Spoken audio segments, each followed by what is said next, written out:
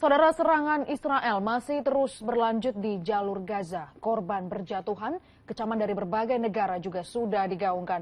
Namun hingga kini Israel belum mau melakukan gencatan senjata. Berikut kami hadirkan diskusi.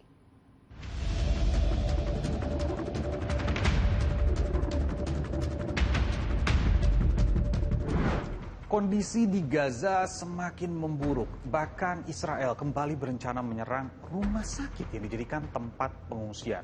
Bagaimana nasib Gaza saat ini? Anak-anak di Gaza. Berikut diskusi.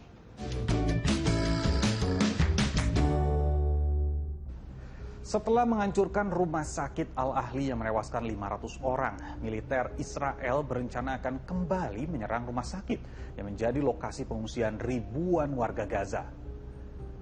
Kini pengungsi yang berada di rumah sakit Al-Quds khawatir akan keselamatan mereka. Para pengungsi bingung karena mereka tidak punya tempat tujuan. Selain rumah sakit, Israel juga mulai mengepung Gaza melalui jalur darat. Tank-tank Israel mulai siaga di Al-Din selatan Gaza dan pantai Mediterania di utara Gaza. Korban tewas terus berjatuhan. Sudah ada 8.000 lebih nyawa warga Palestina melayang. 3.000 diantaranya bahkan anak-anak. Yang menyedihkan, bahkan anak-anak di Gaza. Mereka menuliskan namanya di tangan sebagai tanda pengenal jika suatu waktu rudal menghantam mereka. Tanpa ada rasa takut dan ragu, di antara mereka ini saling bantu menulis nama di lengan mereka. Tujuannya agar mereka dikenali jika menjadi korban dalam serangan Israel di Gaza.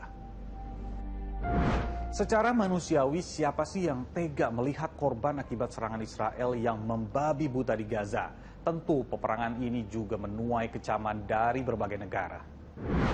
Di New York, Amerika Serikat, ratusan orang menggunakan baju hitam menyuarakan dukungan bagi Palestina. Mereka menyuarakan suara dukungan di dalam stasiun Grand Central.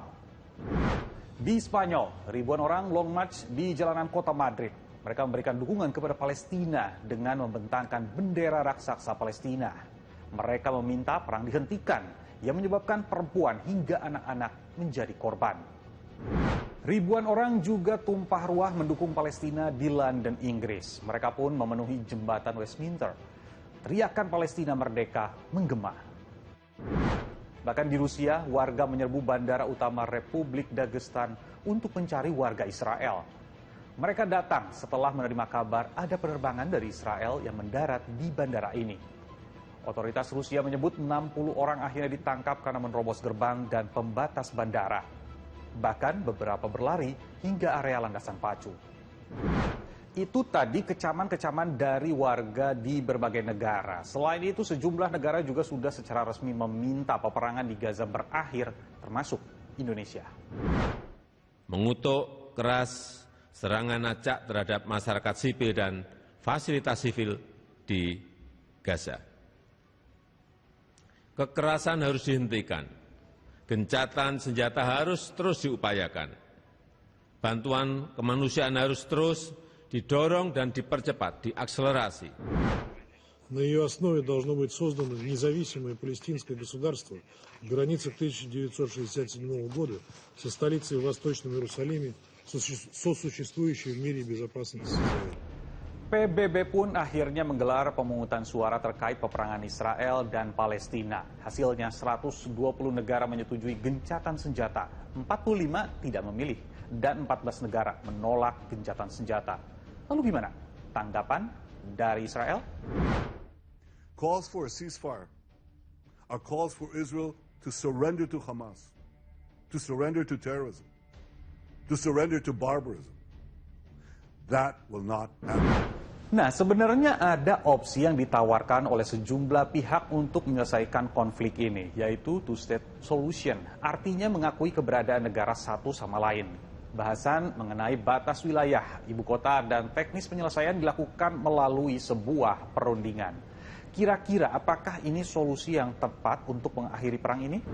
Pan masyarakat internasional sebagian besar seperti itu, Mas. Tapi kalau apa nanti yang terjadi ya, wallahu a'lam ya, yang kan keduanya juga tidak bisa diduga gitu. Serangan Hamas itu kan juga tidak bisa diduga 5.000 bom gitu. Nah ini yang sekarang yang bisa kita analisis ya two state solution itu. Ya berakhir dengan harus masyarakat internasional menekan pada kedua belah pihak untuk two state solution demi memberi kenyamanan dan keamanan pada masyarakat Arab Palestina maupun masyarakat Israel. Perang bukan satu-satunya jalan keluar dari konflik, tapi menghentikan perang bisa menata dunia baru yang lebih damai tanpa ada tumpah darah maupun kehilangan orang yang kita cintai. Saya Nabila Biasa, sampai jumpa.